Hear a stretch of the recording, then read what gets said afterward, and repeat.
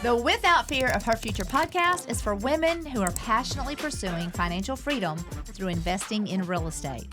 We are here to empower you to be brave, dream big, and design a life you love.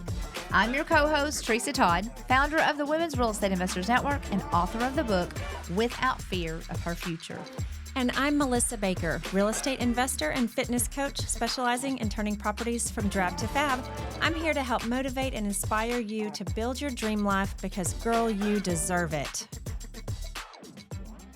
Welcome back, Without Fear of Her Future listeners. We are so excited for today's episode as we welcome back a recent guest for a part 2 on a highly requested topic. Yes, we are back again with Justin, my son, real estate investor and mentor, and he's here to help us break down private money lending, PML, how it works, why it's so much better than traditional lending, and how it has helped countless women, especially in our network, grow faster and smarter. Yes, but before we jump in, a quick disclaimer. We are not financial advisors, attorneys, or licensed lenders. What we're sharing today is based on experience and a whole lot of passion for helping women succeed in real estate. Always seek professional guidance before making financial decisions. Yes, so grab a notebook and get ready because this episode could be the key that unlocks your next deal. So welcome back, Justin. Thank you, ladies. Excited to be here. We're so glad to have you, Justin. We want to start out and dive right in because I know private money lending, there's a lot to cover. So in simple terms, tell us what it is and how you discovered its power as an investor. Yeah, so private money lending is another way we like to call it is OPM, using other people's money. Mm-hmm. So private money lending is what gave us the opportunity to really start doing some fix and flips early on. When we first started, we didn't have much of our own capital. So what we would do is we would borrow money from private investors and we'd pay a high interest rate for it. And a lot of people get caught up on how much are you paying in interest, 10%, 11%, 12%, whatever it may be, or even higher. But once you start to realize it's not what it costs you, it's what it makes you, then you'll get to where, hey, I can go out there and buy as many houses as I want and flip them and not have to use my money that I don't have or I don't want to use. I can use someone else's money. So PML is just another investor who lends on your fix and flips. Once you sell the fix and flip, they get paid back in whole, plus their interest. You get the remaining balance as your profit. Absolutely. Nice. Yeah. Boy, it's a game changer. Okay, well, here's the number one question that people ask all the time is how do you find a private money lender? So it's tricky, right? Because you can't just go out there and find them off the street. I mean, you can, but it's very difficult because they don't understand real estate. You want to find somebody who understands the real estate investing business. So when you do offer a opportunity for them to lend on it, they see the value in it. They understand how they're protected by lending it to you, how they're going to earn a large return in just a short amount of time.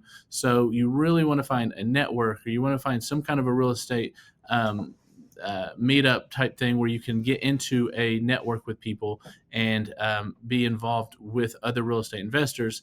And once you find other investors and other networks who are willing to lend on your deals, you're no longer just going and asking someone for money. You're actually bringing an opportunity to the table that they understand, oh man, I'm going to make high returns. I'm going to be protected because I'm actually investing into an asset, not just into the stock market that could go up and down.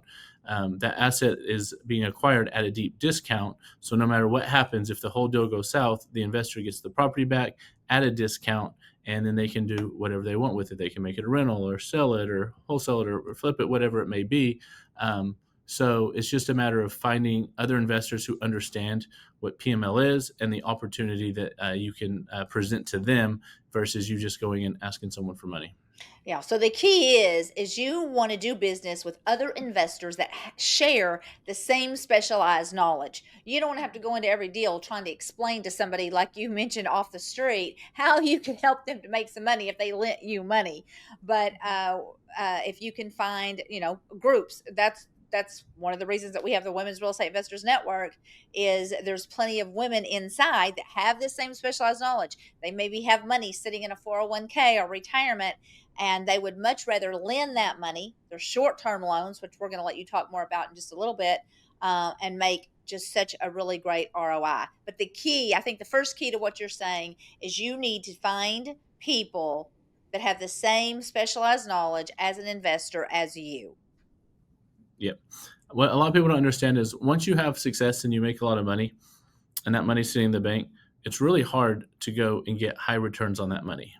So if you say I borrow money at 15% interest and I do it on a 6-month term, they can lend that money to me twice. That's 30% return on their investment in a year. Well, you're not going to go out there and find many other investments where you can make 30% money on your return on your money, but more importantly, why it's all backed by an asset to protect it. So when you start thinking of it through those shoes or those lenses, then it makes more sense of why people would want to lend it to you. Again, for me, I would gladly pay that high interest rate because I get to go buy another house that I didn't have the money to buy or didn't have to use my own money to buy. And then I can just rinse and repeat and do it over and over and over. So maybe we flip the house and I make $75,000 and the investor makes $20,000.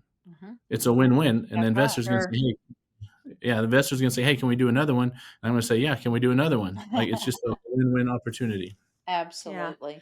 Yeah. And like you said, with the higher interest rates that it seems, if you're comparing them with things, you've got to remember that these are short-term loans. It's not, you're not paying on them for years and years. It's a very short-term thing. So can you share an example of where private lenders' flexibility makes a deal possible, that a bank wouldn't have gone for a deal, but a private money lender can because of their flexibility? Talk about that. Yeah, the easiest way to explain it is in real estate investing, a lot of times these transactions are cash and they happen quick. So if I make a cash offer to someone, say, hey, I'll pay you cash for your house, I can close in 2 weeks. Well, I'm paying using cash, but I'm not using my cash. I'm using someone else's cash, right? So banks typically don't move that fast. You can do it in a matter of days a lot of times. And if someone's facing foreclosure, which happens a lot, and they're looking at a deadline where they lose their house in 7, 8, 10 days, a bank's not going to say, okay, well, give me the information over and I'll have cash in their bank account or your bank account in 7 to 10 days. So the most important, or one of the most key times private money is used is when you need to move fast. And when you're an investor and you're making an offer, we're buying houses at a discount, but speed is key. The faster we can move, a lot of times, is better. So that's probably the easiest answer of when it's been a good opportunity in the past. But secondly, when we first got started and we were going and we had an opportunity to buy a property that had almost a $2 million ARV, almost worth the value of $2 million when we sold it. Well, it was kind of scary to go and take out that money, right? So we partnered with an investor who was the private money lender on that one. And we even kind of took a twist in there. Instead of just borrowing it, we partnered with them and they made it even a higher return. But they were now a partner with us with their own money in it. So that was an opportunity where that was the largest amount of money we had made up to that point. And it was game changing for us because it gave us that confidence of, hey, we don't just have to do $200,000, $300,000, $400,000 houses. We can do $1 million, $2 million, $3 million $1,000 houses. I mean, we just bought one last week that is going to sell for somewhere between 3.5 and 4 million when it's all said and done. And I did it with a smile on my face and confidence that, hey, I'm not worried about it because I know I'm going to make my return on this. I know I bought it at a deep enough discount. I know my lender is going to get paid back. And so the opportunities, I mean, every single time I borrow private money is one of those opportunities where I've been able to go out there and utilize it and have success using other people's money or also PML. Yeah, I remember, and I know listeners listening are feeling the same way. Some is I had no idea that there were people out there that wanted to lend me money on a deal. That's just not anything that you hear about in the world unless you are in the business, that there's money, that people have money. Maybe some of our listeners are sitting here and they've got money sitting in a 401k or retirement, and they're wondering what to do with that money instead of just leaving it there, letting it make 4% or whatever it's making. To lend that money, what would you say to a lender or somebody that might be interested in that? I would say you want to make sure you have specialized knowledge. because I don't want you just to go and start lending money out on the street to people who are asking Yeah. for it and then not Sure. realizing, like, hey, there's a great opportunity here, but it has to be done the right way. Mhm. You have to make sure you're protected and you are in first lien position on that asset. So it's a great opportunity, but you need to make sure you do it the right way. That would be my advice. But secondly, once you know you're doing it the right way, you're going to want to do it as much as you can. And it's just funny because people on one end are saying, yeah, right, there's not really people who are going to give me that much money. And then people on the other end are sitting here saying, man, how do I find these people who want to give Yeah. me that much money? And that's really what's so amazing about the Women's Real Estate Investors Network is that you've been able to put all of those people together. And it's what I call an ecosystem. You have people who need to borrow money and people who need to lend money. And when you can put those two together, then it's just exciting. And then you take it to a next level. You have people who are looking for a rental property, and then you have people who are looking to wholesale that property to someone who wants to buy a rental property. So again, it's just a big ecosystem where it works out for everybody involved. And that's really what I would recommend is just get some specialized knowledge so that you know you're doing it the right way. Yeah, so that you can do your due diligence. And we literally teach a process. We have tons of training on borrowing and lending so that you know that you're borrowing the right way. And definitely, if you're going to lend your money, so that you know that you're lending on a good deal and there's very little risk on it. So, So I Yeah, would, you need. Sorry, I was just going to say you need to know what the house is actually going to sell for, not what somebody says. Oh, this house is going to sell for $300,000. Well, what is it actually going to sell for? I need to see comps. I need to see that there's right. 3 other houses in this neighborhood that sold for 300,000, and I need to see how you're going to make your house look like that one.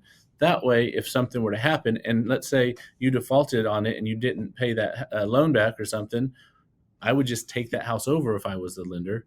I would finish it, and then instead of just making my 20, 30,000 in interest, I sell it on market and make 100,000, 70,000, whatever the number is. Sure. So it's one of those things that you just want to make sure you're protected, and if it's acquired at the right price, you're always protected. yeah. So I can see that being a member of the Women's Real Estate Investors Network has had, because I've been on both sides of this. And what I love about this network is that the private money lenders that several of them have come from the network. And I love because we're getting the same specialized knowledge. So they know what they're looking for when they go to lend their money. I know what I'm looking for when I'm looking for a private money lender, because we both have that same knowledge. And that has been extremely helpful, being in that kind of like-minded atmosphere with other women, for sure.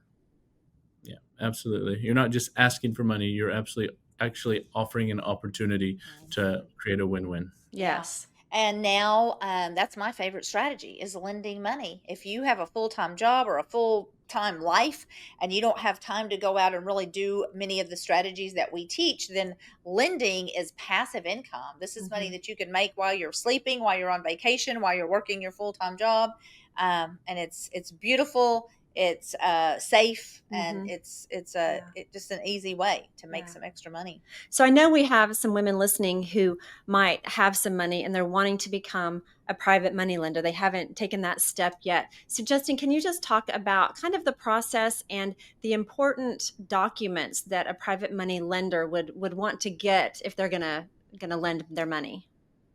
Yeah. So first and foremost, you always want to make sure you're in first lien position.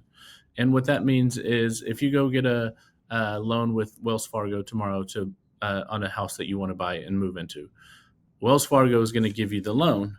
And if anything happens, Wells Fargo has the right to foreclose on that property in first lien position. Now, there's other people who will go in second lien position behind them. But what happens is if for any reason something went south on that deal, and second lien position may not get any money after first lien position gets their money first, right?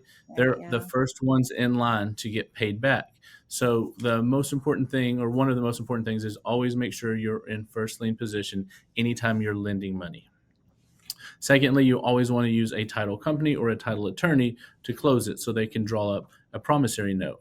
So it's not just on a napkin, hey, I'm going to pay you back in 6 months, $350,000 plus interest. It's, hey, on June 1st of this date, I'm going to pay you back X amount with this much interest. And it's actually filed so that it's there. So if you go and sell the house and use a different title company, they can pull it up. They can see, oh, there's a promissory note here. They're in first lien position, and this lender needs to be paid back before anything else is paid out. So I would say those two are probably two of the most important, as well as just getting title insurance on the property to make sure that the property that you're lending on is insurable, making sure that it wasn't someone who built a house over these crazy build lines and then now you have this house that can't sell because it wasn't built properly, right? You want to have title insurance, making sure that they're not selling the house to you and then turn around trying to sell it to another investor and get you both to pay them $350,000, right? A title company will make sure all of that's done. So that would probably be the three things I would recommend just off the bat. Yeah, Very good. I love it. So if we have somebody listening and they're like, they really want to flip a house, they're hearing a little bit about private money lending. But they're thinking, how do I use private money lender, even if they're in a network, to fund a flip? Explain how that works, Justin. Okay, so let's take a basic property and let's just call it $100,000. This house has what we call an ARV, after renovation value, meaning when it's all pretty inside, it will sell for $100,000. Okay, so if I'm the investor who's making an offer on that property, I'm going to offer the seller 70% of $100,000, which is $70,000, minus whatever repairs. Let's say it needs $20,000 in repairs. So me as the investor, I offer Sally the seller $50,000. That's 70% of the sell price minus the $20K in repairs. So now if I'm going to Melissa and I'm like, hey, would you like to be my private money lender on this? And she's like, yeah, what's the details? Here's my comps. The house is going to sell for $100,000. As you can see, there's 3-4 other houses in the same neighborhood that have sold for $100,000. I'm going to make it look like this. Okay, how much do you need? Well, I need $50,000 to purchase it and $20,000 for rehab, 70% of the ARV, mass repairs. You're thinking, okay, so I'm going to give you $70,000. You're going to make the house look this way, and I'm going to get paid back. Absolutely. I'm saying, hey, I didn't have that $70,000, right? So I needed your money. You're happy because you're in first lien position. So let's just say I go crazy and I decide not to flip the house and not pay you back. You just take the house back from me, and now you have a house that you paid $50,000 for. Well, not only did you only pay $50,000, when it came to doing the rehab, you paid them out in draws. You didn't say, all right, here's your $20,000, go do it. You say, okay, let me see some photos. Oh, I see that you updated the countertops and put new cabinets in. Here's $10,000. Oh, hey, now I see that you're putting in the tile and you're putting in fixtures. Here's another $5,000. Well, let's just say at that point I go crazy and I say I'm not paying you back and I want to walk away.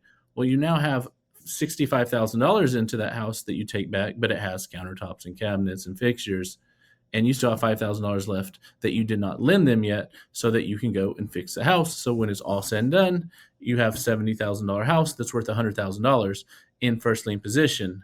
That's how you're always protected with an asset that is being bought at a discounted price.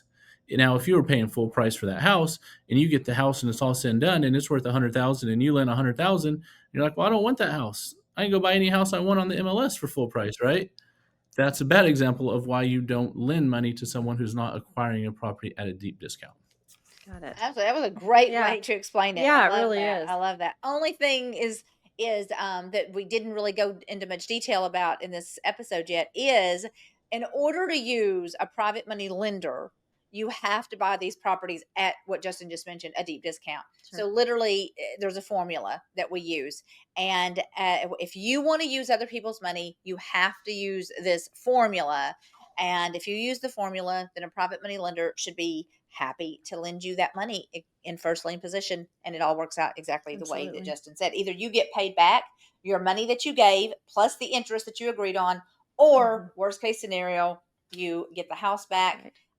And you finish it yourself and you still have a win-win. So again, very little risk. Yeah, as a private money lender, if you're really doing your due diligence on your side of the deal, you don't have anything to lose, because you're going to either get paid back or you're going to have a home that you can sell and make your money back, at least, if not make more. Yeah, a lot more. 30% actually is what you should make, minus realtor fees and closing costs. But also you can turn around and make it a rental. And you say, you know what, maybe I want to just keep this as a rental. I have it at such a deep discount. I can go out and get a loan on this thing using very little of my own money and go get a what we call a DSCR loan and go make that a rental property. And then at the end of the day, we never want someone to default on a loan. But if someone defaults, I'm not upset about it. I mean, don't get me wrong, it wasn't the goal, and I don't want it to happen. But if at the end of the day I lend money and it gets defaulted, as long as I did my due diligence, I'm like, hey, I just got a 70-cent deal. Absolutely. Yeah. Absolutely.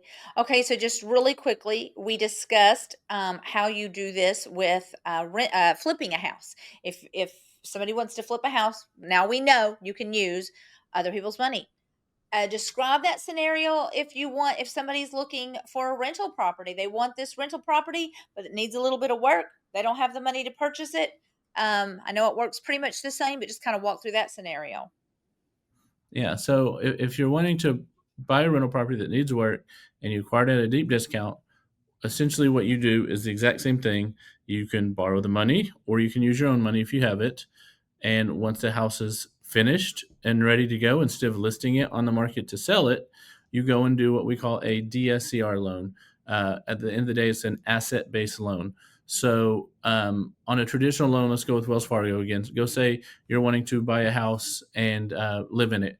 They're going to say, okay, if it's a conventional loan, you need to put 20% down. I need to see your W-2s. I need to see that you've had a job for 2 years. I need to see that you have a good credit score. I need to make sure that you haven't ever had a bankruptcy or like there's the whole things that happen in a stick paperwork this thick, right?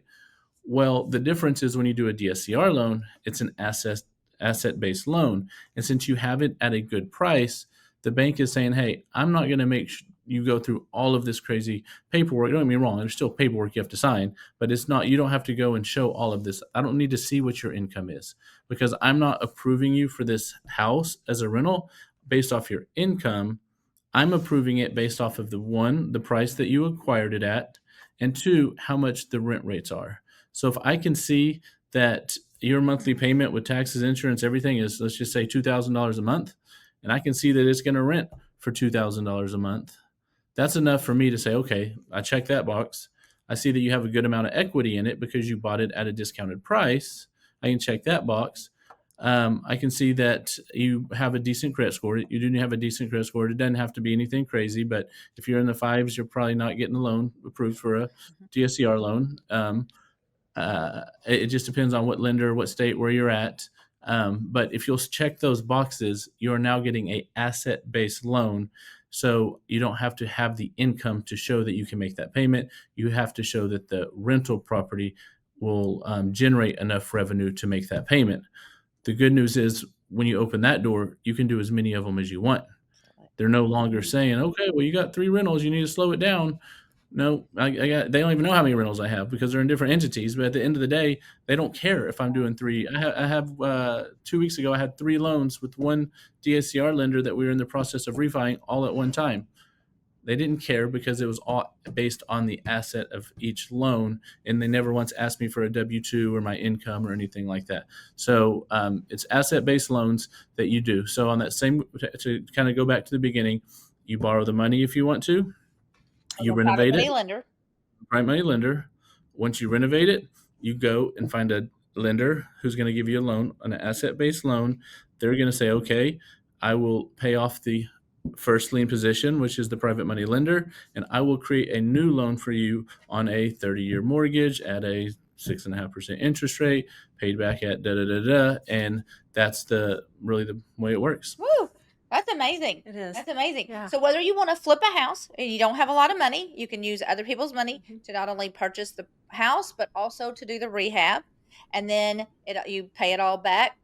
You pay interest on it as you're flipping it. Usually it's a 6-month loan, and then when you pay it completely off at the end, and you walk away with the deed to the house, or then you sell it. I'm sorry, you would sell the house and pay it back, and you get the benefit or the profit. Now, if we're talking about rentals, you want to do the very same thing, but you want to keep it as a rental. You still borrow other people's money, not only for the property, but also for the rehab. And then it's a short-term loan, usually 6 months. And now at the end of that, when you're ready to rent it out, you go and acquire a DSCR loan. And when they pay you back, you use that money to pay back your private money lender. And now you walk away with the deed to the house. Yes. And when you're doing these DSCR loans, it's usually very little cash out of pocket to do one. It also depends on what price you acquired that property at. Most lenders like to do it's called a 75% LTV. So they'll lend up to 75% of that loan amount. So let's say you're doing a loan amount for $100,000. Well, let's say it has the sale price of $100,000 and you are in it for $70,000. They can lend you up to $75,000 LTV. Now, say, you know what, Justin, I don't want to do all that work. I just want to buy these properties from other investors who are wholesaling them, and maybe I buy it at 80% of the ARV minus repairs. Well, then I would need to bring the cash between the difference of that 5%. Because if I buy it at 80% of the ARV and they're willing to lend 75% of that 100,000, well, that's $5,000 I bring plus whatever closing costs for title company, stuff like that, and so on and so on. The numbers can go up from there. So it also, if you don't want to do the work and you just want to buy it, then you have to put a little more cash into it. If you're willing to go out there and hustle and find the deals, then you can put very little, sometimes no money into it to actually get a rental property. Woo!